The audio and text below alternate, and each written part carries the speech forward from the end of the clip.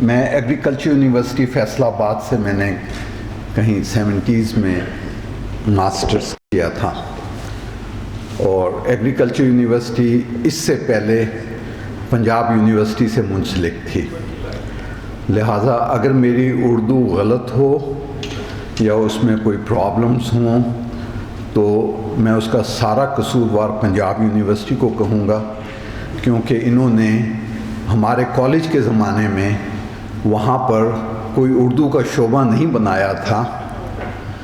ہم دیہاتوں میں جا کے کسانوں کے ساتھ کام کرنے کے لیے پڑھائے اور تیار کیے جاتے تھے، مگر ہمارا سارا کچھ انگریزی میں تھا۔ تو یہ اس سے میری اردو کی جو ہے وہ لمیٹیشنز کا آپ کو اندازہ ہونا چاہیے۔ اس کے بعد میں نے یہ کتاب کیوں سلیکٹ کی، 2-3 وجوہات ہیں، اور وہ یہ ہیں کہ ہم میں سے اکثر لوگ پاکستان موومنٹ کو صحیح طریقے سے نہیں جانتے۔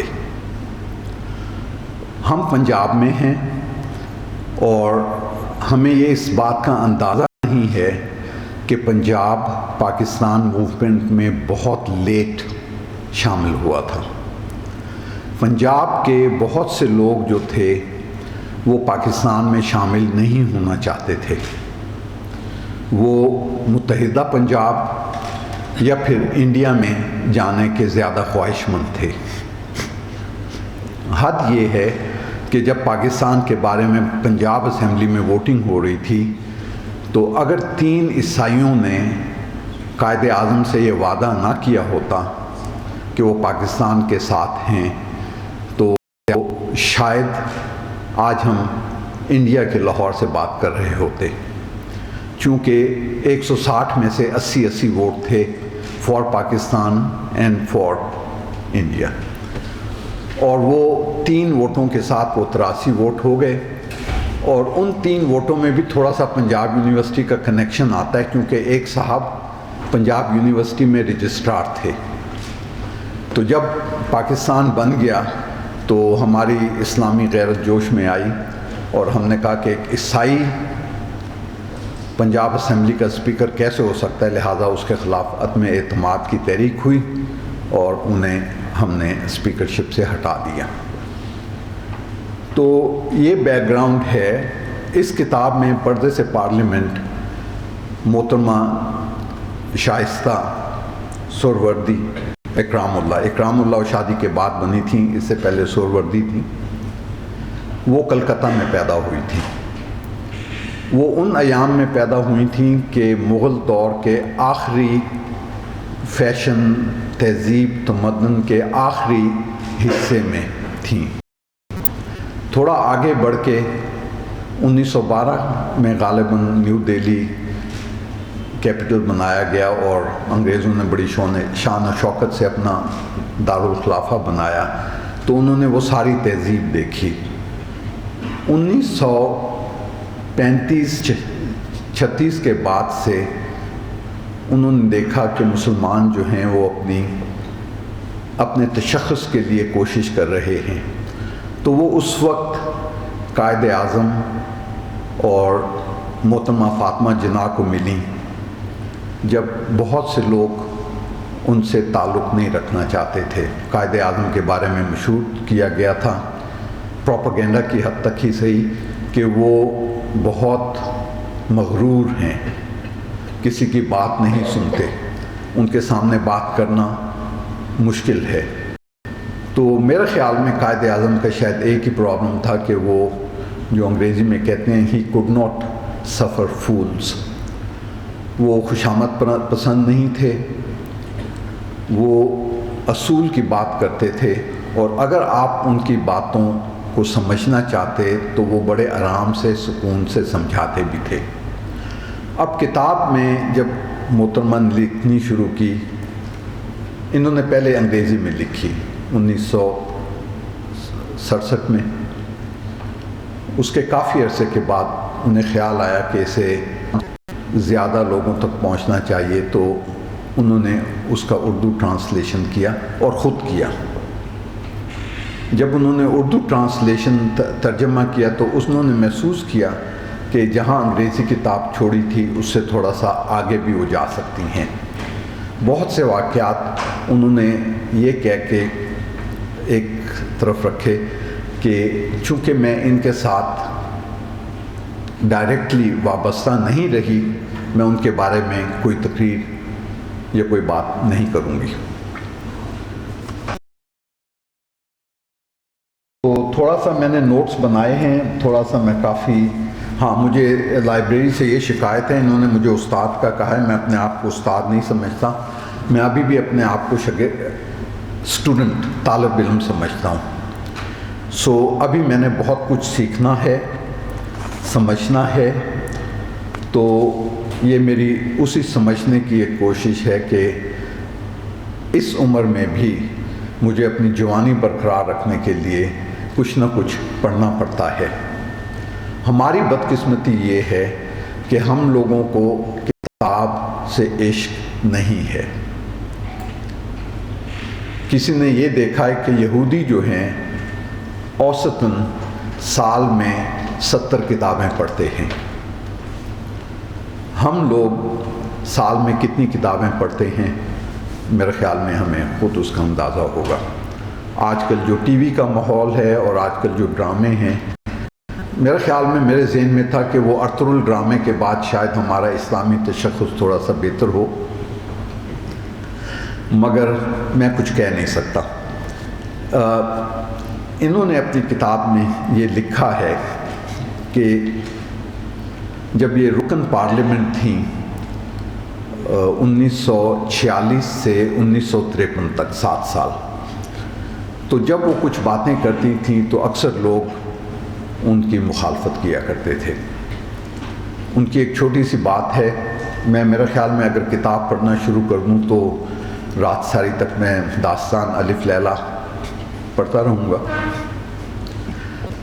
ان کا پہلے اجلاس میں اسمبلی میں یہ مسئلہ شروع ہوا کہ ہمارے تعلیم میں اساتذہ کی تنخواہیں بہت کم ہیں، ایسے میں اچھے لوگ تعلیم کی طرف کیسے آئیں گے؟ ان لوگوں کو دور سے گھر اسکولوں کے ساتھ تو نہیں ہیں، یہ لوگ ان کو بہتر الاؤنسز وغیرہ ملنے چاہیے، مگر مثال کے طور میں اس وقت جو وزیر تعلیم تھے وہ یہ کہتے تھے ہمارے پاس بجٹ نہیں ہے، جو آج بھی ایسے ہی ہوتا ہے۔ میں نے کافی عرصہ امریکہ میں پڑھایا بھی ہے اور امریکہ میں رہنے کا تجربہ ہے۔ وہ جتنے پیسے پریکٹیکلی ڈیفنس پہ خرچ کرتے ہیں اتنے ہی تعلیم پہ خرچ کرتے ہیں، اور وہاں زیادہ پیسہ اسکولوں کے اوپر خرچ کیا جاتا ہے۔ ہمارے بہرحال مجھے سیاسی ڈسکشن میں نہیں پڑھنا۔ کتاب میں سب سے پہلے جو ہے ان کی جو ڈیڈیکیشن ہے وہ بڑی دلچسپ ہے۔ وہ کہتی ہیں کہ میرے شوہر کے نام جنہوں نے میرا پردہ چھڑوایا اور تب سے پچھتا رہے ہیں۔ یہ 12 سال کی عمر میں تھیں، انہیں پردے میں ڈال دیا گیا تھا، چونکہ یہ بہت ہی قدامت پسند اشرافیہ کے خاندان سے تھیں، بنگالی خاندان سے تھیں۔ یہ ایک اور پہلو ہے جس پہ مجھے ذاتی طور پہ سر سید سے بھی اختلاف ہے، وہ اس کا جواب نہیں دے پائیں گے چونکہ وہ جا چکے ہیں، اور وہ یہ ہے کہ انہوں نے پہلے دن سے اشرافیہ اور عام لوگوں میں تمیز رکھنی شروع کی تھی۔ تو بدقسمتی سے ہم ابھی تک اشرافیہ اور عام لوگوں کی وہ تضاد سے نہیں نکلے۔ میں پہلے بتا چکا ہوں کہ یہ کتاب 63 میں لکھی گئی تھی، تو اردو کی جو کتاب ہے انہوں نے 2000 میں مکمل کی۔ ابھی وہ اس کے اوپر کام کر رہی تھیں کہ وہ بیمار ہو گئیں اور کچھ دنوں میں ان کا انتقال ہو گیا، تو آخری ایڈیٹنگ ان کے ایڈیٹرز وغیرہ نے کی۔ کتاب کا پیش لفظ خواجہ ناظم الدین نے لکھا۔ خواجہ ناظم الدین پاکستان کے دوسرے گورنر جنرل تھے اور لیاقت علی کی شہادت کے بعد انہیں مجبور کیا گیا کہ وہ گورنر جنرل کی پوزیشن سے استعفیٰ دیں اور وزیر اعظم بنیں۔ خواجہ ناظم الدین ایک جینٹل مین قسم کے آدمی تھے، وہ گورنر جنرل کی پوزیشن میں بہت مناسب تھے، چونکہ وہ روز روز حکومت میں دخل اندازی کرنا پسند نہیں کرتے تھے۔ وہ وزیر اعظم کا کام تھا، وہ وزیر اعظم کو کرنا چاہیے تھا۔ وزیر اعظم کو ہر قدم پہ سیاست اور سیاسی چیزوں کا دھیان رکھنا پڑتا تھا، جسے لیاقت علی صاحب بہت اچھے طریقے سے کر رہے تھے، مگر پھر انہیں شہید کر دیا گیا۔ خواجہ ناظم الدین کے بارے میں ایک اور بات ہے کہ انہیں کچھ عرصے کے بعد وزارت عظمیٰ سے برخاست کیا گیا۔ وہ ہمارے صدر غلام محمد صاحب نے کیا، جو بیمار تھے، 4 سال بستر پہ پڑے رہے، مگر انہوں نے ہر سیاسی معاملے میں، وہ بیوروکریٹ تھے، ان کا سیاست سے تعلق نہیں تھا، مگر ہر سیاسی معاملے میں دخل دیا۔ تو جب انہوں نے خواجہ ناظم الدین کو معزول کیا تو ان کے پاس اپنا رہنے کا گھر نہیں تھا۔ یہ سوچ لیجئے کہ ان کے پاس اپنا رہنے کا گھر نہیں تھا۔ تھوڑا سا آگے یہ کتاب سے ہٹ کے ہے کہ ہمارے ایک آرمی کے چیف آف سٹاف میس کے 2 کمروں میں فوت ہوئے۔ Chief of staff Pakistan army, جس کا اپنا گھر نہیں تھا، میس کے 2 کمروں میں ریٹائرمنٹ کے بعد وہاں رہے۔ ان کے پاس گرینڈ سوزوکی کار تھی،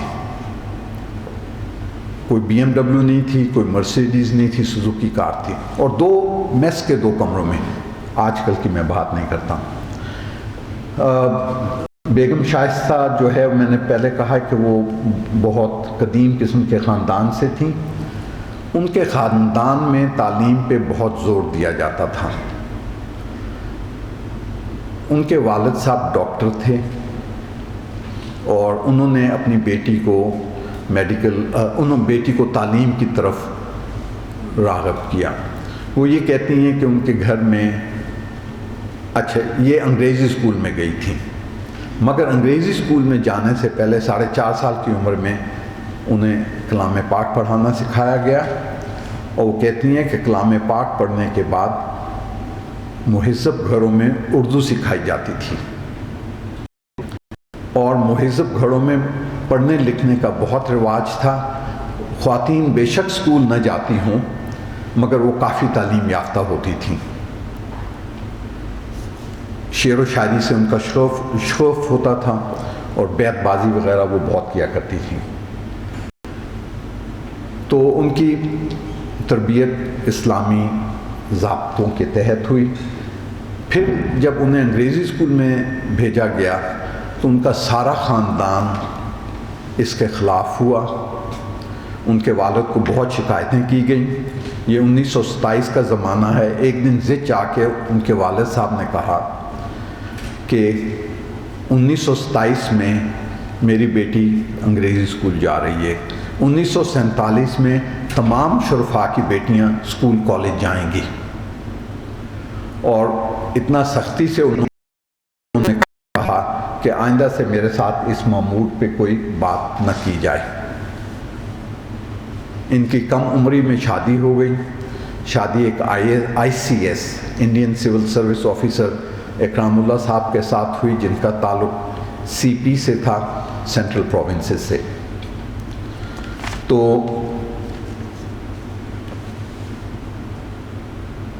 یہ ان کی ابتدائی زندگی تھی۔ وہ بعد میں بڑا رومانوی انداز میں کہتی ہیں کہ میری والدہ بہت سخت تھیں، انہوں نے پردہ کروایا، انہوں نے یہ کیا، انہوں نے وہ کیا۔ وہ خود پردے میں بہت سختی سے پابندی کرتی تھیں، اور ایک دوسرے کے گھر جانے آنے کے لیے انہیں ڈولی میں بٹھا کے، ڈولی کے اوپر کپڑا ڈال کے لے جایا جاتا تھا اور لایا جاتا تھا۔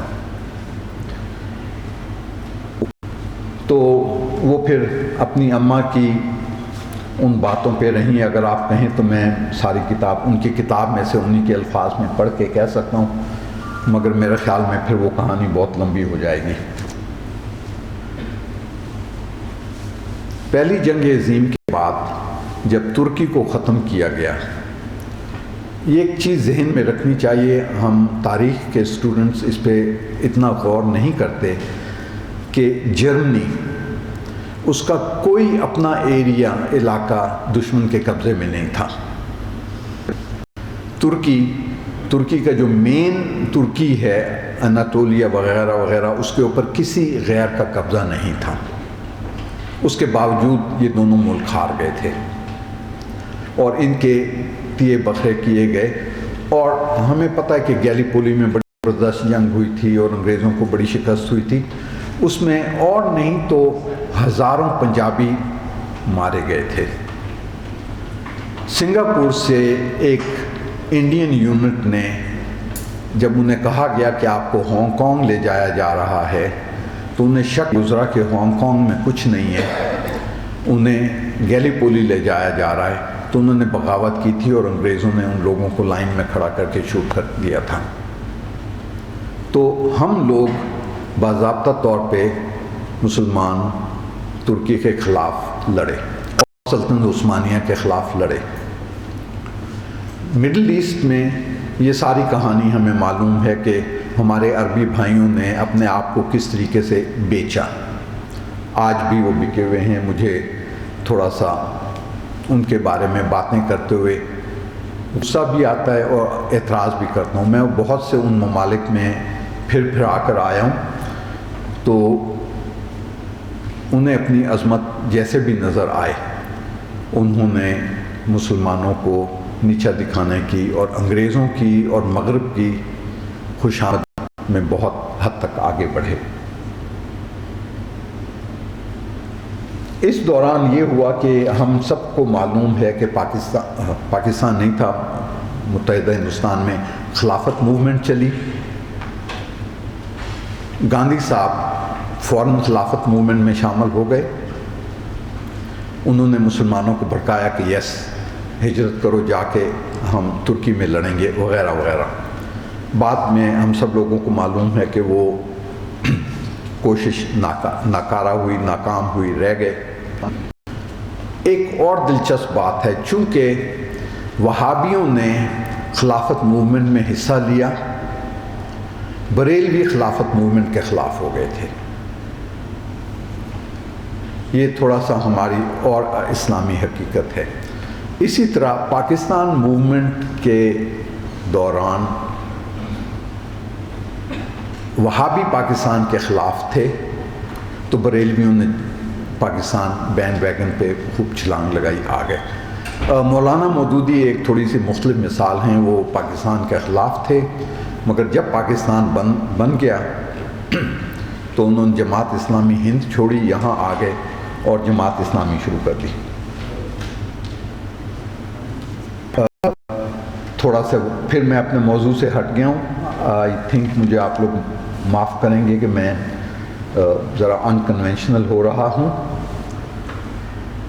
یہ بہت سے واقعات لکھتی ہیں. قائد اعظم کو جب پہلی دفعہ ملنے کا موقع آیا تو وہ 1941 میں تھا، اور ان کے والد صاحب قائد اعظم کو ملنے جا رہے تھے. انہوں نے بیٹی کو کہا چلو تمہیں قائد اعظم کو ملاؤں. وہ کہتی ہے میں نہیں جاتی، یہ تو بڑا مغرور آدمی ہے. مگر انہوں نے کہا نہیں تم نے سنائی ہے، تم چلو تو صحیح.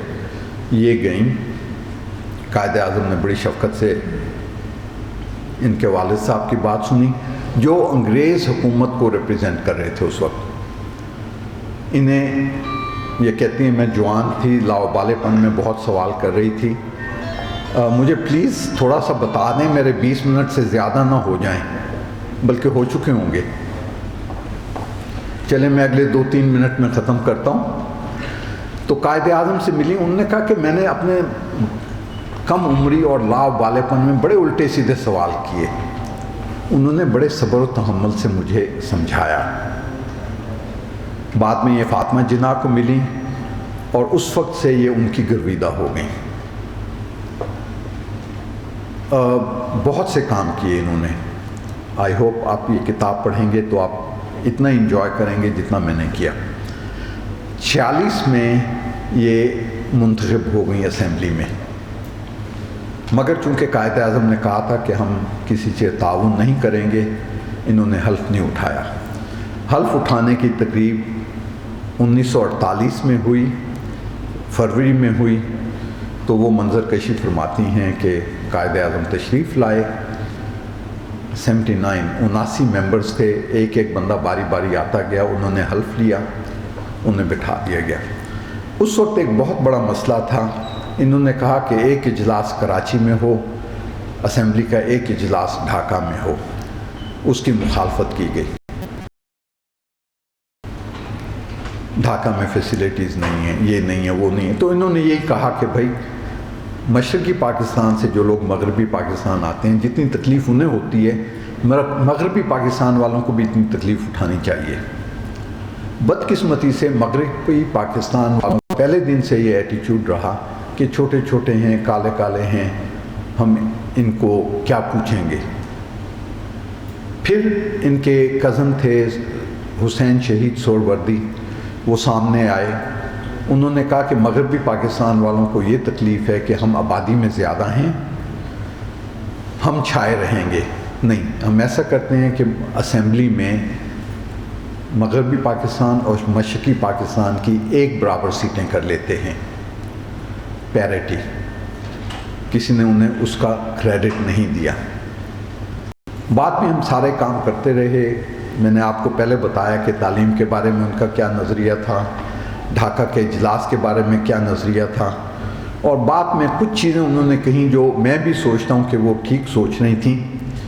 وہ یہ تھا کہ ہم ہر ایک چیز میں اسلام لا رہے ہیں، ذرا یہ سوچیں کہ ہم 85% مسلمان ہیں، تو ہم کسی عیسائی کو، یہودی کو، وہابی کو، وہابی نہیں، عیسائی، یہودی یا ہندو کو کیسے کچھ بنائیں گے، یہ لکھنے کی ضرورت نہیں ہے۔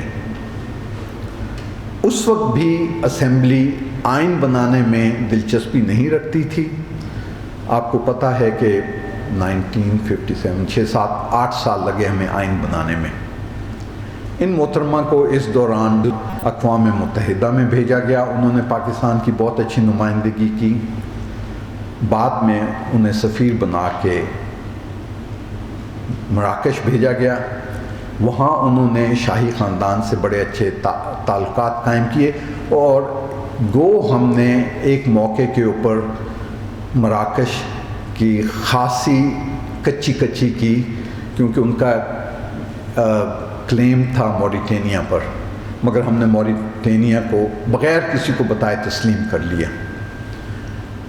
1953 میں انہوں نے کہا کہ جب بھی میں اسمبلی میں آتی ہوں، میں اکثر ممبرز کے خلاف ہی تقریر کرتی ہوں، تو مجھے اسمبلی سے استعفیٰ دینا ہے۔ اس پہ وہ نور الامین صاحب تھے جو بعد میں اس مشرقی پاکستان کے کچھ دن گورنر رہے، انہوں نے کہا کہ بھئی اگر آپ نے استعفیٰ دینا تو مسلم لیگ سے بھی استعفیٰ دیں، انہوں نے اس سے بھی استعفیٰ دے دیا۔ یہ ان کے پرنسپل کی بات تھی۔ بعد میں ایک اور واقعہ ہوا جو بہت اہم تھا، اور ان کی سب سے چھوٹی بیٹی جو تھی اس کی شادی ہوئی اردن کے ولی عہد پرنس حسن کے ساتھ۔ پرنس حسن کا ڈرامہ یہ تھا کہ وہ چونکہ تھوڑا سا فلسطینیوں کے حق میں زیادہ تھے، تو شاہ حسین کینسر کے مریض تھے، امریکہ میں زیر علاج تھے، انہیں سٹیبلائز کیا گیا کہ جاؤ 48 گھنٹے کے لیے اپنے ملک جاؤ، اپنے بھائی کو ہٹا کے اپنے بیٹے کو ولی عہد بنا دو، چونکہ بھائی جو ہے وہ امریکہ کو فلسطین کے ایشو کے اوپر کچھ نہ کچھ سوئیاں چبوتا رہے گا۔ یہ محترمہ میرے خیال میں 2000 میں فوت ہوئی۔ بہت سی باتیں اگر دیکھی جائیں تو آج بھی ہمارے ملک میں وہی اسلام نافذ ہو رہا ہے، میرے خیال میں کبھی بھی نافذ نہیں ہوگا، کیونکہ 7-8 لاکھ مسجدیں ہیں، 60-70 لاکھ مولوی ہیں، اس کے باوجود آپ مجھے بتا دیں لاہور میں کہیں سے خالص دودھ ملے، کیونکہ جب آپ دکان کے اوپر اشتہار دیکھتے ہیں خالص دودھ، خالص دیسی گھی، خالص یہ، خالص وہ، تو اس کا مطلب یہ ہے کہ خالص ہمارے لیے ایک اسپیشیلٹی ہے، کیونکہ عام جگہوں پہ تو کوئی چیز خالص نہیں ملتی۔ تو سننے کا بہت بہت شکریہ۔ میں نے بہت سے پورشنز کتاب کے سلیکٹ کیے تھے پڑھنے کو، مگر میں نے یہی سوچا کہ کتاب اللہ کرے آپ سب لوگ پڑھیں اور یہ دیکھیں کہ پاکستان موومنٹ کیسے ہوئی، کہاں ہوئی۔ اگر ایک آخری بات کہنی ہو تو مہاجروں کے بارے میں انہوں نے ایک دو باتیں کہیں۔ ہم کہتے ہیں کہ پاکستان بننے کے لیے اتنے لوگوں کی جانیں گئیں، وہ جانیں یہاں پر پنجاب والی سائڈ پہ آزادی کے بعد ہوئی، جب لوگ یہاں آ رہے تھے۔ بنگال اور اس کے گرد و نواح میں لوگوں نے جانیں دیں آزادی سے پہلے۔ ایک یہ بہت اہم پہلو ہے جس پہ ہم نے کبھی غور نہیں کیا ہوگا، یہ تھوڑا سا تفصیل سے بات کرتی ہیں۔ دوسرا، مہاجروں کے بارے میں انہوں نے یہ کہا کہ جو پنجاب میں مہاجر آئے تھے گو کہ وہ زیادہ تعداد میں تھے، انہیں آباد کرنا آسان تھا چونکہ ان مہاجروں کی اکثریت زراعت سے وابستہ تھی۔ جو کراچی میں لوگ گئے تھے انہیں سندھیوں نے ہاتھ کھول کے استقبال کیا اور اپنے طور پہ انہوں نے ان کی بہت کی، جس پہ ہم سندھیوں کو کریڈٹ نہیں دیتے۔ وہاں کے لوگ جو تھے وہ بیسیکلی تجارت پیشہ تھے، ملازمتوں سے آئے تھے، انہیں آباد کرنا ذرا مشکل تھا۔ یہ وہ چیزیں پارلیمنٹ میں بہت ابھارتی رہیں، کہتی رہیں۔ وہاں کراچی میں رہ کے انہوں نے بہت کام کیا فاطمہ جناح کے ساتھ مل کے، اور آخر تک وہ فاطمہ جناح کے ساتھ رہیں۔ قائد اعظم جب وہ اقوام متحدہ میں پاکستان کی نمائندگی فرما رہی تھیں تو قائد اعظم کا وصال ہو گیا تھا۔ لازمی بات ہے کہ بہت پاکستانیوں کو، بہت لوگوں کو بہت دکھ ہوا، اور اگر قائد اعظم چند سال زندہ رہتے تو شاید ہماری حالت یہ نہ ہوتی۔ شکریہ۔ اگر میرے پاس کوئی سوالوں کا جواب دینے کا وقت ہے تو میں حاضر ہوں۔ بہت شکریہ سر، بہت شکریہ۔ تعارف بہت جامع تھا اور بہت سارے سوالات۔ میرا سوال یہ، چونکہ ان کا تعلق آپ نے جیسے بتایا کہ مشرقی پاکستان سے ان کے خاندان کا تعلق تھا، تو انہوں نے جو زبان کے مسئلے پہ جو آغاز میں تھا کہ ایک قومی زبان اور دو قومی زبانیں، تو کیا انہوں نے اس حوالے سے کچھ بتایا ہے تاریخی حقائق؟ اس کتاب میں انہوں نے زبان کا وہ مسئلہ نہیں بتایا، مگر میں نے کوئی بنگلہ دیش میں 1 سال سے زیادہ کام کیا ہے، اور 1-2 علاقوں کے علاوہ میں سارے ملک کے میرے خیال میں ایک قصبے اور دیہات میں گیا ہوں۔ اب بھی وہاں بہت لوگ ہیں جو پاکستان کو بہت اچھے الفاظ میں یاد کرتے ہیں۔ میری ذاتی رائے ہے کہ ہم پاکستانیوں کو ان کا مشکور و ممنون ہونا چاہیے کہ انہوں نے ہمیں پاکستان لے کے دیا، ہم یہ لینے والے نہیں تھے۔ قائد اعظم کئی دفعہ لاہور آئے اور پنجاب کی جو سیاسی قیادت تھی وہ پاکستان کے حق میں نہیں تھی۔ آپ کو معلوم ہے کہ صوبہ سرحد والے ویسے انڈیا کے ساتھ شامل ہونا چاہتے تھے، سو پاکستان بنانے میں بنگال اور سندھ کا بڑا حصہ ہے، اور سندھ کا بھی یہی ہوا تھا کہ سکھر کے پاس دریائے سندھ کے ایک جزیرے کے اوپر ایک مندر تھا، اور دوسری سائڈ پہ اکبر کے زمانے کی بنائی ہوئی ایک مسجد اور مسافر خانہ تھا، اور مسلمان اسے دوبارہ استعمال میں لانا چاہتے تھے۔ گو چیف منسٹر مسلمان تھے، انہوں نے اس مسئلے پہ فیصلہ نہیں کیا کیونکہ ہندو وہاں بہت طاقتور تھے۔ اس کے بعد سندھ میں انہوں نے کہا کہ نہیں، ہمیں اپنی اسلامی تشخص کو بحال کرنا ہے۔ میں بہت عرصہ گلشن ڈھاکہ کا وہ اسی طریقے سے ہے جیسے لاہور کا گلبرگ ہے، فرق اتنا ہے کہ وہاں پہ بڑے سے بڑا پلاٹ 2 کنال کا تھا، تو اس کی مسجد میں، جامع مسجد میں جمعہ پڑھنے کے لیے جاتا رہا ہوں۔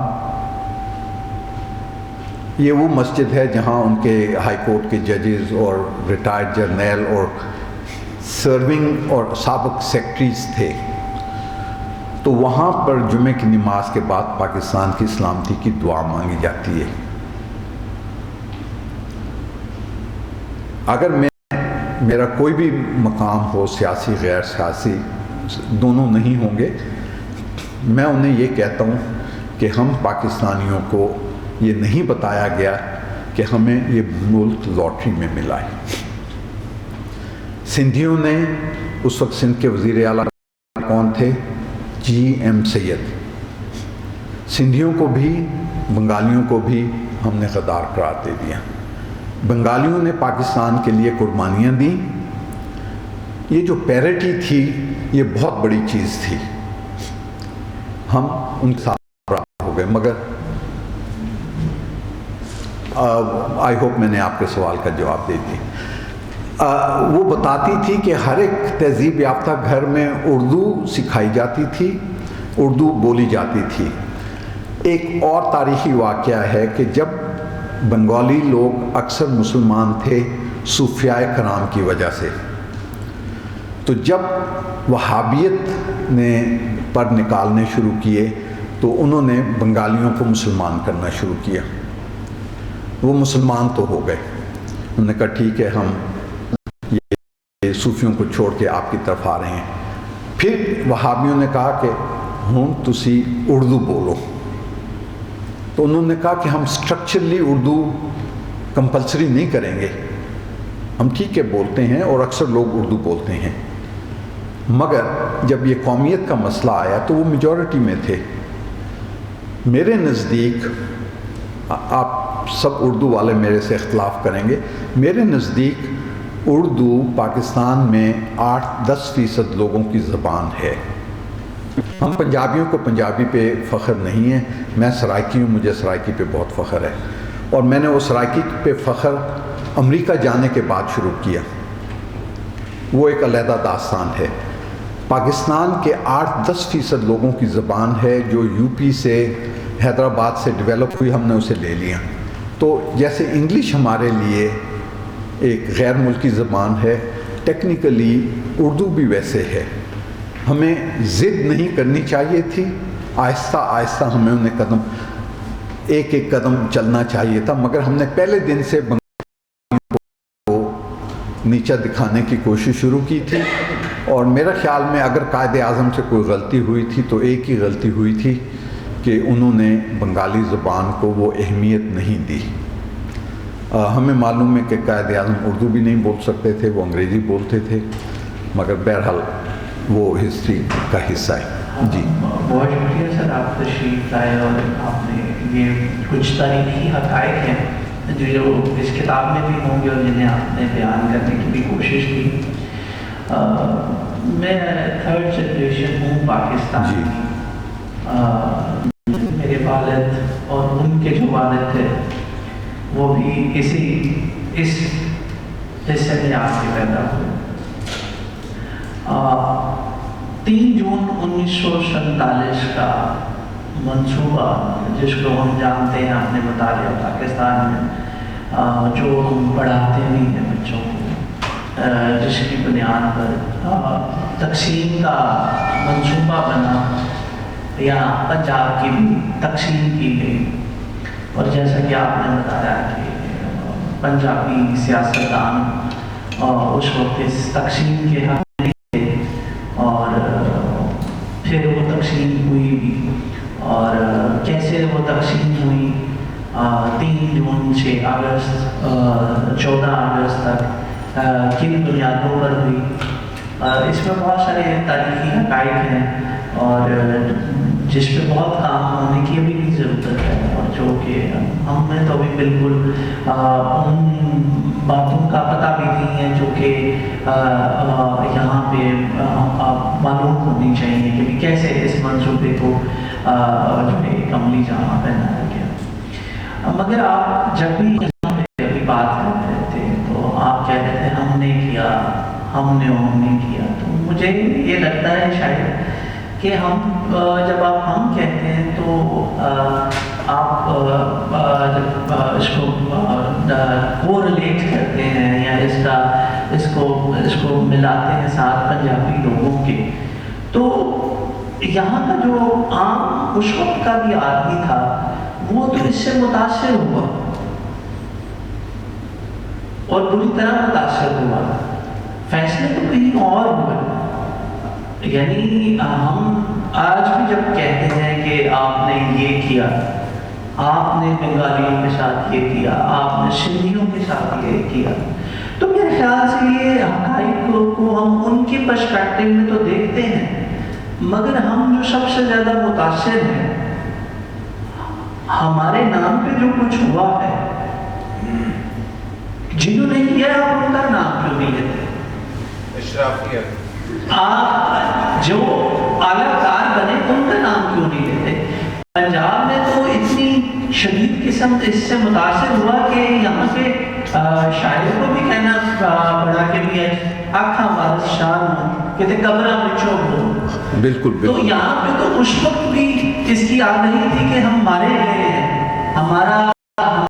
ہمیں لو لہان کیا گیا ہے، اور اس کا اثر یہ آپ اگر سمجھتے ہیں کہ یہاں کی زیادہ تر لوگ زراعت سے منسلک تھے تو ان پہ اثر نہیں ہے اس کا، تو یہ بھی ایک خام خیالی ہے. آج بھی اگر آپ پنجاب کے گاؤں میں جائیں تو آپ کو پتہ ہے تیسری چوتھی نسل آ چکی ہوئی ہے، مگر وہاں پہ ابھی بھی جب پہچانا جاتا ہے تو مہاجر کی تقسیم آج بھی کہیں نہ کہیں ہمارے گاؤں میں موجود ہے. تو یہ نہیں ہے کہ یہ ایزی ٹو ایڈجسٹ تھا پنجابیوں کے لیے، یا یہ it was easy way to come here تھا. اس سے زیادہ انسانی جو ہے المیہ کیا ہوگا کہ ایک منصوبہ بنا اور ایک بڑی آبادی کو صرف ریلیجن کے نام پہ یہاں پہ موو کرنے کو کہا گیا، اور ریلیجن کے نام پہ قتل بھی ہوئے اور وہ قاتل بھی بنے، اور پھر آپ نہیں کہیں کہ آپ نے یہ کیا. تو یہ ذرا بتائیں کہ بھی یہ کنہوں نے کیا؟ ہم نے تو نہیں کیا. یہ آپ کے سوال کا جواب آپ کی اپنی باتوں میں ہے. میں نے پہلے کہا کہ سر سید احمد سے ہم لوگ بٹے ہوئے تھے اشرافیہ، اور یہ تو عام خاص لوگ ہیں. میرا تعلق ملتان سے ہے، اور میرا خیال میں اپنی زندگی کے 8ویں عشرے میں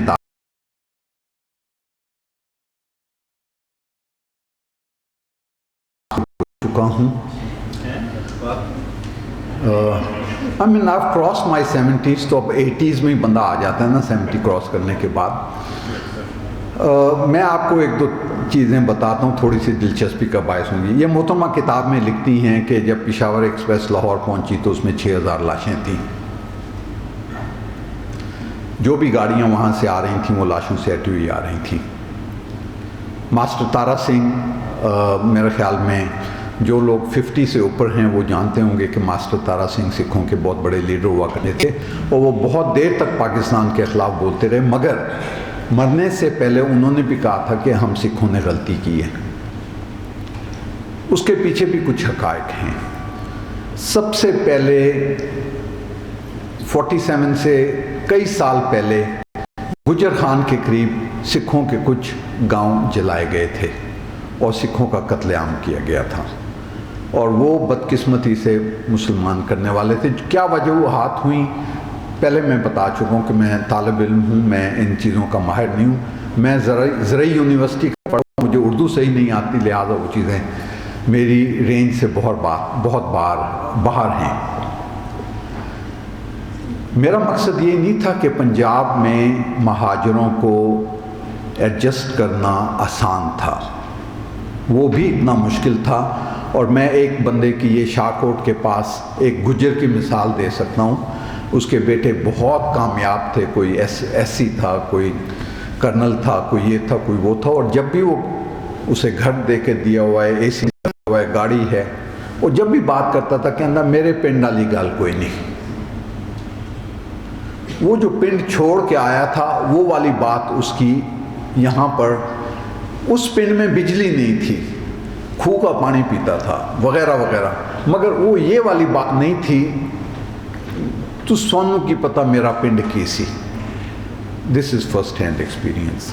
ایک اور ایکسپیرینس ہے کہ مجھے واشنگٹن کے پاس کوئی تقریب ہو رہی تھی تو مجھے ایک بندے نے کہا یار تو بڑا ملتانی بنا پھرتا ہے, ہمائی نال گال کر. اب وہ مائی 9 سالوں کی تھی, وہ مائی کراچی میں پیدا ہوئی, 9 سالوں کی تھی, وہ لوگ انڈیا چلے گئے. وہ انڈیا میں جوان ہوئی, اس کے والدین ملتانی تھے, انہوں نے ملتانی بندہ ڈھونڈا, اس کے ساتھ اس کا بیاہ کر دیا. میں اس بندے کو بھی ملا ہوں. وہ لوگ امریکہ چلے گئے, ان کے بچے امریکہ میں پیدا ہوئے. ان کے بچے میرے سے شاید 2-4 سال عمر میں کم ہوں گے مگر میرے قریب. وہ اب بھی سرائکی بولتے ہیں. ہم نے اپنے لوکل کلچر کو تباہ کرنے کی کوشش کی ہے. میں زرعی یونیورسٹی میں سرائکی انجمن تھی, میں ایک دن بھی وہاں نہیں گیا. واشنگٹن میں سرائکیوں کے جلسے میں جاتا ہوں, واشنگٹن میں سندھیوں کے جلسے میں بھی جاتا ہوں, چونکہ سندھ کی 5-6 ہزار سال پرانی تہذیب ہے. لہٰذا میرے خیال میں ان چیزوں کے بارے میں ہمیں تھوڑا سا سوچنا چاہیے. آپ بہاولپور چلے جائیں اور ڈی جی خان چلے جائیں, دونوں سرائکی بولتے ہیں مگر دونوں کی سرائکی میں فرق ہے.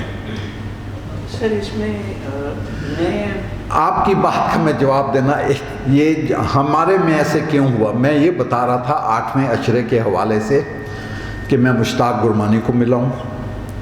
آپ سب لوگ جانتے ہوں گے پاکستان موومنٹ میں جو کچھ تھے اور پھر گورنر بھی رہے. ایک انہوں نے کمال یہ کیا کہ ان کی 3 بیٹیاں تھیں, تینوں کی شادیاں اپنے اے ڈی سیز کے ساتھ کر دیں. 2 کو تو میں ملا ہوں, وہ بریگیڈیئر ریٹائر ہوئے, تیسرے سے میری ملاقات نہیں. نواب زادہ نصر اللہ وہ ٹیکنیکلی میرے گاؤں کے ہیں. بولے میں نے زمین بیچ دی, آپ کے ابو کے بھی ہے مگر وہ دریا چناب کے ادھر اور ادھر والی بات ہے, یونین کاؤنسل خان گڑھ. میں خان قیوم خان کو بھی ایک دفعہ ملا ہوں جو صوبہ سرحد کے وزیر اعلیٰ تھے اور یہ وہ وغیرہ وغیرہ. یس, ہماری پبلک جو تھی پڑھی لکھی تھی یا نہیں تھی, ہمارے فیصلے وہ ذمہ دار اور وہ شرفا کرتے رہے جن کی ہمدردی ہمارے ساتھ جتنی ہونی چاہیے تھی اتنی نہیں تھی. ان کی ہمدردی مدر لینڈ, مدر انگلینڈ کے ساتھ تھی. سر I'm sorry کیونکہ اگر یہ جو ڈبیٹ ہے یہ بہت لمبی ہے اور انفارچونیٹلی ہمارا پروگرام بہت